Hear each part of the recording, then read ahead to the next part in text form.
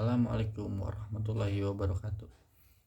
Di sini saya ingin menjelaskan bab 11 tentang teknik coping dalam aktivitas olahraga.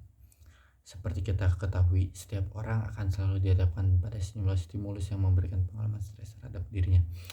Dalam dunia olahraga, atlet yang berpartisipasi atau terlibat dalam cabang olahraga kompetitif harus mempunyai kemampuan dalam mengatasi berbagai stimulus yang berpotensi memberikan pengalaman stres terhadap dirinya. Contohnya stimulus itu seperti kecaman-kecaman dari penonton, perasaan sakit akibat terkena cedera, kelelahan dalam berbagai pertandingan, kelemahan yang dimiliki atlet baik kelemahan fisik maupun kelemahan mental, atau sumber-sumber lain yang mengakibatkan terjadinya stres.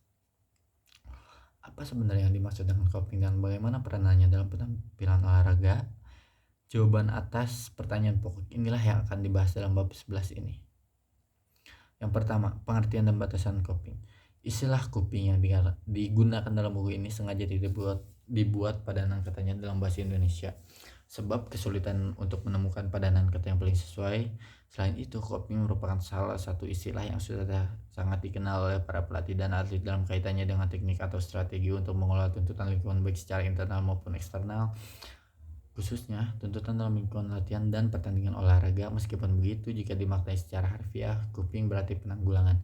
Istilah coping biasanya dirangkai dengan istilah perilaku dan ketegangan sehingga dikenal dengan istilah frasa penanggulangan tingkah laku dan frasa penanggulangan ketegangan. Coping behavior merujuk kepada sembarang tingkah laku ketika individu melakukan interaksi dengan lingkungan sekitarnya dengan tujuan menyelesaikan sesuatu. Coping berasal dari kata dasar COP, merupakan singkatan yang menggambarkan 4 strategi kognitif dan perilaku yang digunakan untuk mengatasi stimulus atau masukan-masukan yang tidak menyenangkan dan bersumber dari orang lain. Di sini penulis untuk arti lebih jelasnya mengenai COP,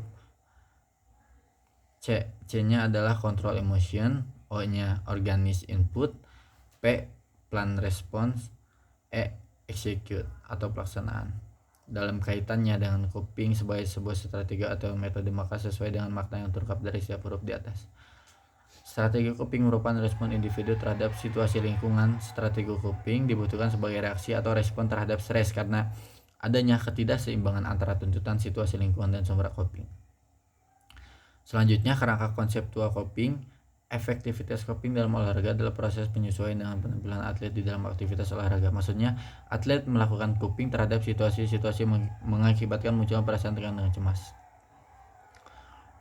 Gangguan Medan tahun 1995 menegaskan bahwa PFCS berorientasi pada penyelesaian masalah dengan cara mencapai penyelesaiannya. Usaha yang dilakukan mencakup beberapa tahap, yaitu mengidentifikasi dan mengumpulkan alternatif pemecahan masalah, mempertimbangkan dan memilih alternatif terbaik, merencanakan tindakan yang akan diambil.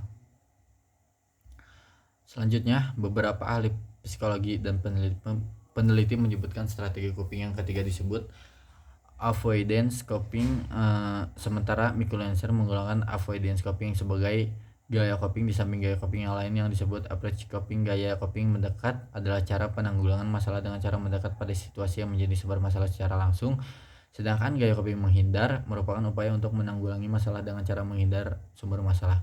Coping penghindaran dikenal juga dengan istilah represi, ketidaksetujuan, atau penolakan. Baik, terima kasih.